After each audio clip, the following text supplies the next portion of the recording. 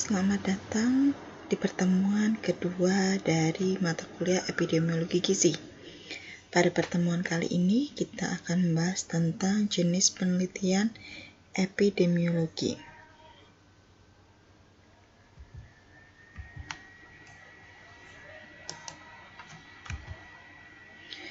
Sebelumnya, apa saja yang akan kita bahas pada hari ini? Yang pertama adalah pendahuluan, lalu ada epidemiologi observasional, epidemiologi eksperimental, dan aplikasi rancangan penelitian dalam epidemiologi gizi. Untuk pendahuluan, distribusi penyakit merupakan peranan EPID dalam hal distribusi penyakit.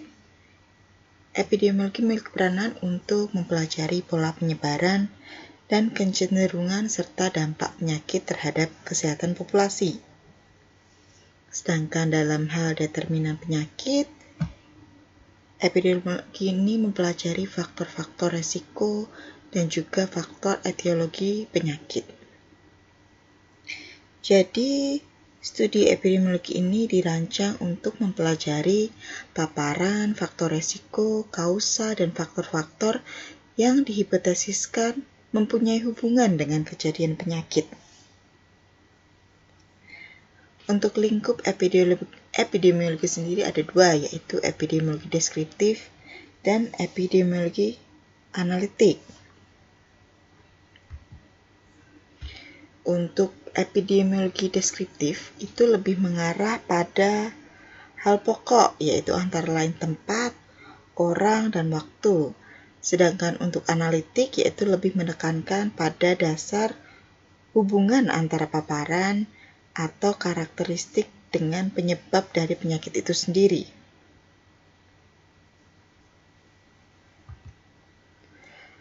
Lalu untuk jenis penelitian, di sini jenis penelitian itu dibagi menjadi dua, yaitu observasional dan eksperimen.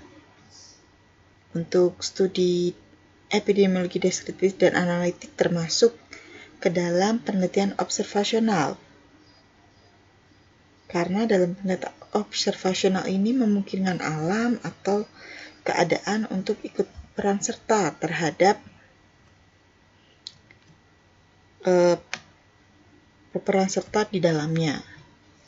Dan para peneliti ini hanya melakukan pengukuran-pengukuran saja, jadi sama sekali tidak memberikan intervensi atau perlakuan pada saat dilakukan penelitian. Sedangkan pada penelitian eksperimen, ini peneliti melakukan intervensi atau memberikan perlakuan pada subjek yang diteliti. Jadi pada penelitian eksperimen ini adalah suatu upaya aktif untuk mengubah sebuah determinan dari penyakit, misalnya seperti paparannya, tingkah laku, atau penyembuhan dari penyakit ini yang bisa diakibatkan dari pengobatan, lalu ada dengan rancangan yang sama tapi dilakukan eksperimen-eksperimen terhadap ilmu pengetahuan yang lain.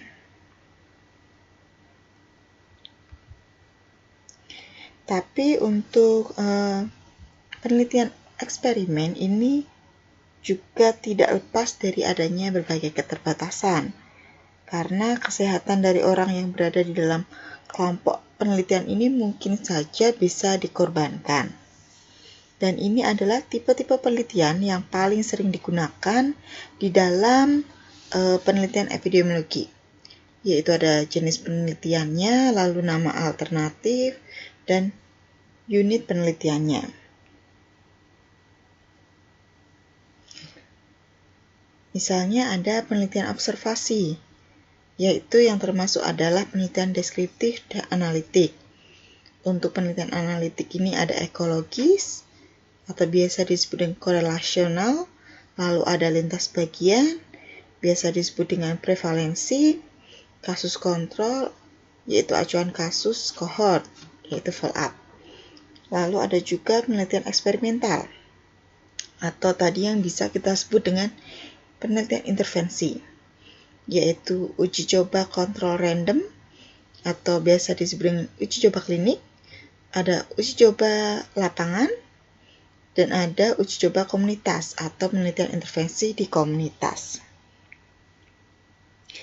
Jadi dalam semua penelitian ini, itu juga perlu dirumuskan sebuah definisi yang jelas tentang kasus penelitian yang sedang diteliti.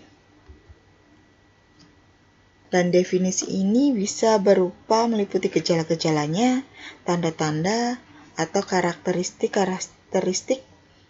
yang bisa menunjukkan bahwa seseorang itu sedang menderita sebuah penyakit. Dan jika diperlukan, maka tentang orang yang terpapar itu juga harus jelas faktor-faktor apa saja yang diteliti. Apabila seseorang itu tidak memiliki definisi yang jelas, maka itu akan timbul atau cenderung bisa mengalami kesulitan-kesulitan besar dalam menginterpretasikan data yang berasal dari penelitian epidemiologis. Berikut ini adalah skema jenis penelitian epidemiologi. Berdasarkan tidak kendali terhadap subjek atau berdasarkan dari seperti eksperimental ini diberikan perlakuan. Ya, kalau untuk observasional tidak diberikan, lalu dibagi menjadi analitik dan deskriptif. Untuk analitik ada penelitian kohor, kasus kontrol, lalu untuk deskriptif ada potong lintang dan kajian ekologis. Sedangkan untuk penelitian eksperimen, setelah dilakukan pemberian intervensi, untuk subjeknya kita bisa melakukan dengan pengancakan atau dengan random, yaitu dibagi menjadi 2, ya atau tidak. Intinya adalah uji klinis lapangan, uji komunitas, untuk tidak ada uji intervensi kuasi eksperimen ya. Lalu yang akan kita bahas pertama pada pertemuan ini adalah epidemiologi observasional. Pengertian dari studi observasional adalah penyelidikan di mana penyelidik atau biasa disebut penelitian di mana peneliti melakukan pengamatan terhadap terjadinya penyakit pada kelompok penduduk atau individu dari suatu kelompok penduduk menurut faktor risiko yang diduga menjadi penyebab. Misalnya contohnya adalah membandingkan antara subjek yang mengkonsumsi lemak jenuh tinggi dibandingkan dengan subjek yang mengkonsumsi lemak jenuhnya rendah, sehingga dapat mempelajari hubungan kausal antara konsumsi lemak jenuh dengan misalnya penyakit hipertensi. Lalu bisa juga mungkin dengan membandingkan antara menggunakan kacang atau tempe dalam makanan dengan yang tidak pernah mengkonsumsi kacang atau olahannya, sehingga juga bisa mempelajari hubungan kausal antara makan kacang-kacangan dengan penyakit kanker hati misalnya. Itu adalah salah satu contoh dari epidemiologi atau studi observasional. Lalu yang pertama kita bahas adalah penelitian deskriptif. Jadi disebut epidemiologi deskriptif karena hanya mempelajari tentang frekuensi penyebaran suatu masalah kesehatan atau gizi saja, tanpa memandang perlu mencari jawaban terhadap faktor penyebab yang mempengaruhi frekuensi penyebaran dan atau munculnya masalah gizi. Ya, jadi keterangan tentang frekuensi ini juga menunjukkan berapa sih besarnya masalah yang ditemukan di masyarakat. Lalu untuk penyebarannya itu dibedakan menurut ciri-ciri manusia, lalu tempat, ada juga dibedakan dengan waktu terjadinya masalah tersebut. Hasil dari epidemiologi deskriptif ini hanya menjawab pertanyaan tentang siapa, di mana, dan kapan, dari timbulnya suatu masalah kesehatan atau gizi, tetapi tidak bisa menjawab pertanyaan mengapa masalah itu terjadi.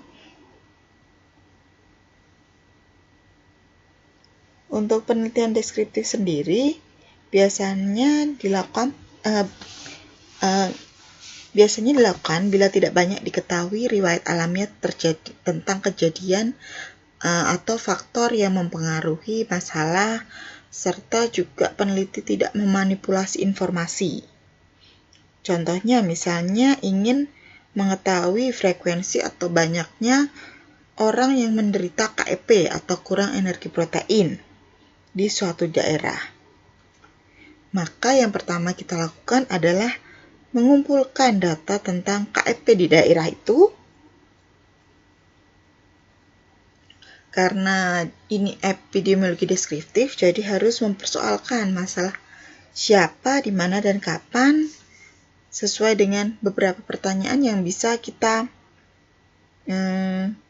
telaah ya dari penelitian itu. Misalnya, KEP ini menyerang ke siapa? Apakah bisa ke orang tua, anak-anak, wanita, pria, orang kaya atau miskin, dan sebagainya. Jadi perlu memang dilihat data-data mana saja yang memiliki frekuensi yang besar. Lalu, di mana KEP ini terjadi? Jadi memang dipilih tempat yang memiliki resiko KEP yang terjadi, misalnya apakah di kota, di desa, pegunungan, ataupun di daerah pesisir. Yang ketiga adalah kapan. Kapan KEP ini terjadi? Misalnya pada musim kemarau yang panjang, sehingga terjadi gagal panen, lalu menyebabkan banyaknya orang yang menderita KEP, dan atau pada periode tertentu, atau mungkin sepanjang tahun bisa saja.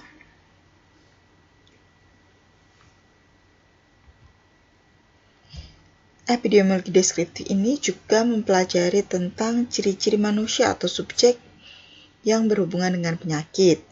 Misalnya ciri-cirinya ini mencakup seperti bersifat pribadi seperti usia, jenis kelamin, ras, pekerjaan, dan status sosial. Dan ciri-ciri pokok pada epidemiologi deskriptif ini secara keseluruhan dibagi menjadi 3 kelompok, yaitu orang, tempat, dan waktu. Yang pertama adalah orang. Jadi ciri demografis ini merupakan hal yang sangat penting ya. Jadi selalu pada setiap penelitian harus selalu diambil datanya. Misalnya seperti umur, jenis kelamin, ras, status perkawinan, status sosial, struktur keluarga, dan pekerjaan. Yang pertama misalnya umur nih. Jadi umur itu adalah salah satu faktor dalam penelitian untuk keperluan penelitian itu sendiri. Misalnya dibagi, kita mau ngambil kategori apa, anak-anak kah, lalu orang dewasa kah, biasanya ada rentang usianya. Misalnya contohnya adalah pengambilan kasus dari banyaknya penyakit kronis atau degeneratif seperti penyakit jantung koroner biasanya. Jadi perlihatkan prevalensi secara progresif yang mengikuti pertambahan umur. Lalu yang kedua adalah jenis kelamin. Jenis kelamin ini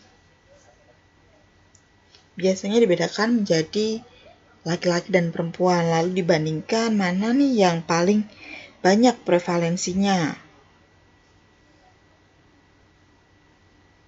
Ada juga tentang ras. Jadi biasanya penyakit ini muncul pada ras tertentu, misalnya seperti perbedaan kulit, seperti kulit putih, kulit hitam. Lalu penyakit hipertensi itu biasanya terjadi di ras yang misalnya lebih banyak berkulit putih seperti itu. Lalu ada status perkawinan, sosial ekonomi, dan sebagainya. Yang kedua adalah tempat. Jadi untuk geografis, itu berguna untuk perencanaan pelayanan kesehatan dan dapat memberikan penjelasan mengenai etiologi penyakit. Jadi misalnya perbandingan pola penyakit yang sering dilakukan itu misalnya dari segi tempat ya, yaitu adalah batas-batas daerah pemerintahan atau perkotaan dibandingkan dengan pedesaan. Lalu ada juga daerah batas-batas alam, misalnya pegunungan, pantai, sungai, negara juga bisa, ataupun regional. Salah satu contoh di bidang gizi misalnya menghubungkan penyakit gondok atau gangguan akibat kekurangan yodium yang biasanya terjadi di daerah pegunungan, lalu kita bandingkan dengan kejadiannya di daerah pantai. Terus yang ketiga adalah waktu. Penyakit ini, pola penyakit menurut waktu, sering merupakan suatu ciri epidemiologi deskriptif ya, dan merupakan dasar dalam menganalisis epidemiologi. Dan pola penyakit ini berdasarkan waktu dibedakan menjadi 3. Ada fluktuasi jangka pendek seperti jam, hari, minggu, atau bulan. Lalu yang kedua adalah perubahan siklus, di mana perubahan terjadi secara berulang-ulang, misalnya di hari atau musim, tahunan, atau mungkin beberapa tahun. Lalu yang ketiga adalah perubahan yang berlangsung dalam jangka waktu yang panjang, bisa bertahun-tahun, berpuluh-puluh tahun, di mana misalnya sering kita sebut dengan square trend. Jadi contohnya, misalnya salah satu contoh penelitian yang berhubungan dengan waktu, misalnya timbulnya penyakit gizi kurang terjadi pada musim kemarau, di mana produksi, distribusi, dan konsumsi bahan pangan itu sangat rendah. Lalu ada tujuan epidemiologi deskriptif. Yang pertama, untuk memperkirakan frekuensi dari masalah kesehatan atau gizi, lalu kecenderungan menurut waktu. Yang kedua, untuk menentukan karakteristik individu menurut ciri-ciri tertentu. Yang ketiga, menghasilkan hipotesa yang lebih spesifik mengenai penyebab masalah. Untuk metode yang digunakan, yaitu yang pertama adalah faktor umum yang mempengaruhi keadaan dan penyebarannya, yaitu mencakup sumber masalah, yaitu agen, manusia itu sebagai host, dan lingkungan environment. Yang kedua adalah deskripsi tentang terjadinya dan penyebaran penyakit yang menyangkut masalah penyebab, misalnya zat gizi. Lalu proses patogenesisnya bagaimana juga penyebaran penyakit itu, misalnya apakah penyebarannya itu di daerah pegunungan atau pantai, lalu menyerang ke anak-anak atau dewasa, dan sebagainya. Yang ketiga adalah riwayat alamiah terjadinya penyakit atau natural history of disease. Ada beberapa usaha yang bisa dilakukan untuk mencapai tujuan dan mendapatkan informasi. Yang pertama dengan meneliti riwayat penyakit. Yang kedua membuat diagnosa keadaan gizi di masyarakat. Lalu dengan memperkirakan risiko atau akibat dari masalah gizi tersebut. Di dalam epidemiologi gizi sendiri ada 2 jenis penelitian yang biasanya dilakukan, yaitu ada penelitian ekologis dan penelitian potong lintang atau biasa kita sebut dengan cross-sectional. Yang pertama adalah penelitian ekologis. Jadi penelitian ekologis ini biasa disebut dengan korelasional, juga memicu adanya proses penelitian epidemiologis. Penelitian epidemiologis ini menganalisa populasi-populasi atau kelompok orang, jadi bukan individu yang diteliti ya.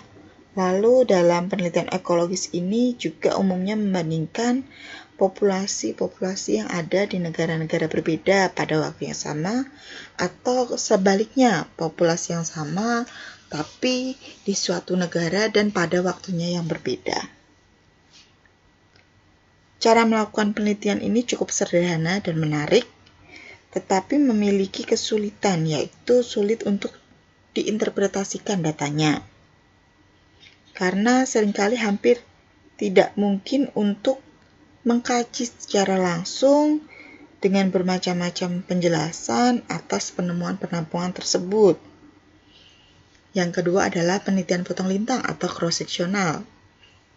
Penelitian ini untuk mengukur prevalensi penyakit atau sering disebut dengan penelitian prevalensi.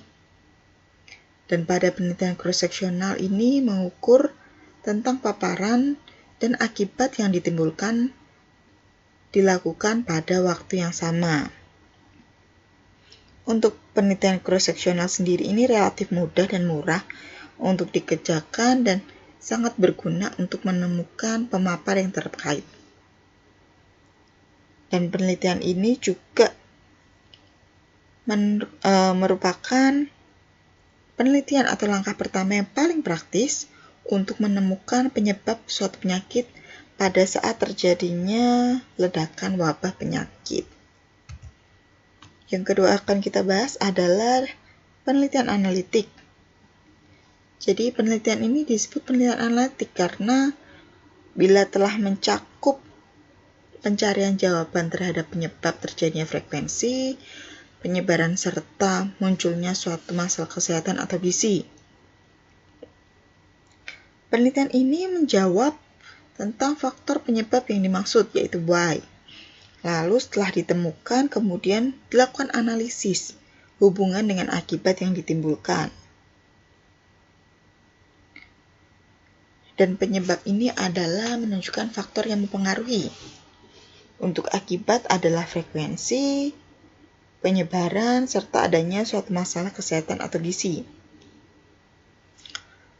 Epidemiologi analitik adalah bisa didefinisikan sebagai suatu metode untuk memperoleh pengetahuan baru. Contohnya, misalnya peneliti ini ingin mengetahui hubungan pengaruh konsumsi lemak jenuh terhadap hipertensi.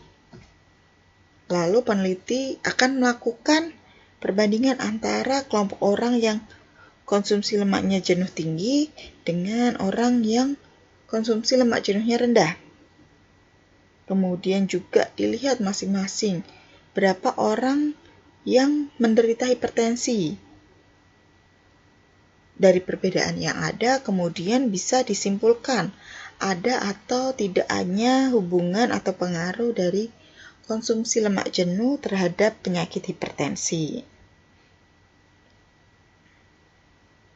Jadi pada penelitian ini, peneliti melakukan kegiatan observasional terhadap kelompok yang diteliti untuk mengumpulkan data yang akan digunakan sebagai bahan pengujian analitis.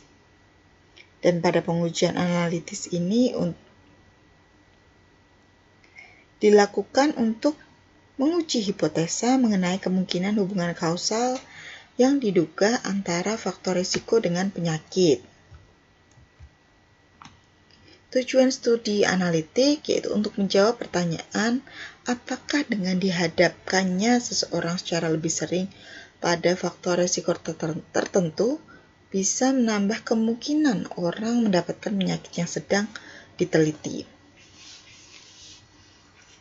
Jadi pada penelitian analitik ini menggunakan dua jenis metode yang digunakan untuk menjawab. Yang pertama adalah studi retrospektif atau case control study. Yang kedua adalah prospektif. Untuk studi retrospektif atau case control studi, biasa kita sebut dengan itu adalah meneliti orang yang menderita penyebab yang diselidiki atau meneliti orang yang sedang menderita penyakit. Lalu kita teliti apa penyebabnya, yaitu kasusnya dibandingkan yang tidak menderita. Jadi membandingkan antara kelompok kasus dan kelompok kontrol. yaitu yang dimaksud penelitian ini adalah menentukan berapa sih persentase dari kasus dan berapa persentase dari kontrol yang terpapar faktor tertentu yang sedang dilakukan hipotesanya sebagai penyebab penyakit.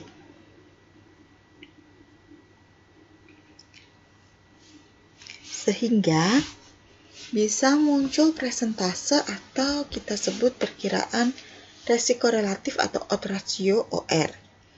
OR ini adalah rasio antara kedua presentase tersebut sehingga menggambarkan perkiraan resiko relatif akibat pemaparan. Untuk penelitian case control ini merupakan penelitian yang relatif sederhana dan murah untuk dikerjakan dan sering diterapkan dalam mencari sebab dari penyakit, terutama penyakit yang jarang ditemukan. Jadi untuk penelitian kasus kontrol ini dimulai dengan pemilihan kasus-kasus yang mencerminkan semua kasus yang berasal dari sebuah populasi tertentu. Dan berikut ini adalah rancangan sebuah penelitian kasus kontrol. Jadi harus ditetapkan juga apa populasinya. Ya, waktunya, arah penelitiannya ini mau kemana? Dimulai dengan populasinya dipilih. Lalu kita bagi menjadi dua, yaitu untuk kelompok kasus, yaitu orang yang sakit, dan untuk kelompok kontrol. Lalu kita bandingkan masing-masing adalah terpapar dan tidak terpapar. Untuk studi kedua adalah studi prospektif, atau biasa ditunjuk bahwa faktor etiologi lebih sering ditemukan di kalangan kasus daripada kontrol. Sehingga selanjutnya dilakukan penyelidikan atau penelitian untuk menentukan pengaruh besarnya faktor etiologi di dalam memperbesar kemungkinan timbulnya penyakit. Untuk studi prospektif, sejumlah orang atau biasa disebut dengan kohort tidak menderita penyakit yang diselidiki akan tetap mempunyai pemaparan yang berbeda-beda terhadap faktor yang diduga sebagai penyebab penyakit, sehingga diamati dari waktu ke waktu untuk melihat perbedaan timbulnya penyakit pada individu menurut tingkat perbedaan pemaparannya. Dan pada studi kohort ini biasanya pengamatan dilakukan pada dua kelompok, yaitu untuk kelompok yang terpapar dan kelompok yang tidak terpapar. Dan berikut adalah rancangan dari penelitian kohort. Lalu untuk epidemiologi yang kedua akan kita bahas adalah epidemiologi eksperimental atau biasa disebut dengan studi eksperimental, yaitu dengan menguji hipotesa bahwa suatu penyakit atau suatu faktor determinan itu dapat menimbulkan penyakit. Keunggulan dari studi ini adalah metode yang digunakan dalam eksperimen di mana penentuan individu untuk masuk ke dalam kelompok eksperimen dan kontrol ini dilakukan menggunakan suatu cara randomisasi atau biasa disebut dengan kita acak. Jadi semua subjek itu memiliki kemungkinan untuk masuk ke dalam kelompok studi ini. Dan pada studi eksperimental ini mempelajari hubungan kausal, bukan hanya kita mengetahui asosiasi atau hanya hubungan dari variabel satu ke variabel yang lain. Studi eksperimen ini juga bisa dilakukan dengan menggunakan binatang dan manusia. Percobaan pada binatang ini sebaiknya analog dengan penyakit pada manusia. Misalnya, contohnya kita mau melakukan intervensi terhadap penyakit diabetes.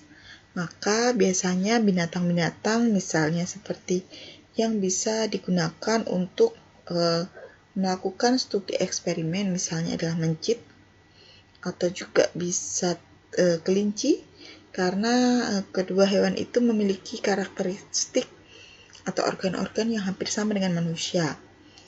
Jadi langkahnya misalnya untuk diabetes, maka sebelumnya mencit itu harus dibuat menjadi penderita diabetes, lalu diberikan intervensi. Kalau masalah dalam eksperimental pada manusia adalah dari segi etika. Jadi sebelum dilakukan intervensi pada manusia harus dibuktikan dulu apakah memang memiliki efek. Jadi penelitian eksperimental ini jarang dilakukan karena dengan berbagai persyaratan yang ada. Yang pertama, ada kepastian yang diperoleh dari percobaan hewan yang menjamin penyelidikan atau penelitian seperti ini dapat dilakukan pada manusia, yaitu yang pertama adalah memastikan bahwa memang ini pernah dilakukan pada hewan dan memang ada efek atau terbukti pada penelitian ini, sehingga penelitian ini nantinya bisa dilanjutkan pada manusia untuk penelitiannya. Yang kedua, mereka yang ikut adalah sukarelawan yang telah mengerti terlebih dahulu akibatnya. Jadi sebelum kita melakukan penelitian pada manusia, terlebih menyiapkan yang namanya informed consent atau mungkin seperti kuesioner yang sudah kita jelaskan apa saja efek atau akibat, mungkin efek samping dari intervensi yang akan kita lakukan. Dan subjek atau respondennya ini harus menandatangani, berarti dia menyatakan setuju untuk tetap melakukan studi ini atau penelitian ini. Yang ketiga adalah sebelum penyelidikan atau penelitian bahwa harus menjamin keuntungan lebih besar daripada kerugiannya. Yang keempat, sumbangan studi eksperimen atau dana yang dibutuhkan dari studi eksperimen ini besar dibandingkan dengan penelitian-penelitian lain. Apalagi kalau misalnya kita melakukan penilaian terhadap obat atau vaksin. Lalu ada tujuan penelitian eksperimen, yaitu yang pertama mengidentifikasi faktor risiko yang mempengaruhi masalah gizi atau kesehatan. Yang kedua, mengestimasi efeknya terhadap masalah tersebut. Yang ketiga adalah memberikan saran mengenai strategi intervensi yang mungkin dilakukan. Dan penelitian ini dilakukan dengan maksud untuk mengisi kekurangan usaha. Yang pertama adalah untuk meneliti faktor-faktor penyebab masalah gizi. Yang kedua, untuk mengamati sifat masalah gizi pada kelompok masyarakat tertentu. Yang ketiga, untuk menilai efektivitas program pencegahan dan penanggulangan masalah gizi. Dan berikut adalah langkah-langkah dalam melakukan penelitian. Yang pertama adalah jelas kita harus merumuskan atau mendefinisi masalah dan penyusunan tujuan yang jelas. Jadi, definisi masalah atau perumusan masalah ini merupakan yang paling penting karena juga berkaitan dengan perumusan tujuannya. Jadi sebelum melakukan penelitian ini harus disiapkan apa masalah yang akan kita kaji,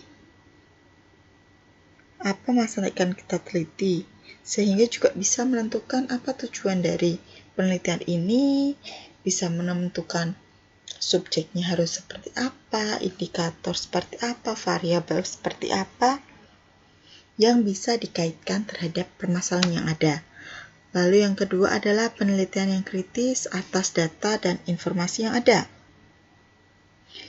Data yang telah ada ini juga harus dianalisis dan diinterpretasikan secara benar. Karena kalau salah maka bisa berakibat dalam menyusun hipotesa, sehingga juga akan mengalami kesalahan. Yang ketiga adalah penyusunan hipotesa. Penyusunan hipotesa ini dilakukan dengan metode penelitian eksperimen dan observasional. Pasti di dua penelitian ini harus melakukan yang namanya penyusunan hipotesa. Lalu yang keempat adalah penerapan hasil. Jadi hasil-hasil dari penelitian bisa diterapkan untuk meningkatkan atau mengefektifkan program-program yang sudah ada. Dan pembahasan yang terakhir adalah aplikasi rancangan penelitian dalam epidemiologi gizi. Jadi ini adalah untuk mempermudah atau menjelaskan pemahaman konsep-konsep yang tadi sudah kita bahas di awal, terutama penerapannya di dalam bidang gizi. Jadi bisa dilihat ini adalah kerangka konsep, kira-kira kerangka konsep dari epidemiologi. Jadi epidemiologi mempelajari tentang masalah kesehatan, frekuensi, penyebaran, lalu ini ada faktor yang mempengaruhi sehingga dibagi menjadi epidemiologi deskriptif dan analitik. Lalu selanjutnya ini juga menjelaskan tentang kedua epidemiologi tersebut sehingga untuk meningkatkan usaha atau pencegahan dan penanggulangan penyakit. Jadi ini adalah kerangka epidemiologi yang sering diterapkan di dalam bidang gizi khususnya. Jadi di sini lebih gampang, lebih mempermudah atau lebih menyimpulkan dari semua yang kita pelajari tadi di awal. Jadi sekian untuk pertemuan hari ini untuk materi tentang jenis penelitian pada epidemiologi gizi. Silahkan apabila ada pertanyaan atau sesuatu yang tidak dipahami yang bisa ditanyakan, silahkan. Untuk akhir kata, terima kasih. Wassalamualaikum warahmatullahi wabarakatuh.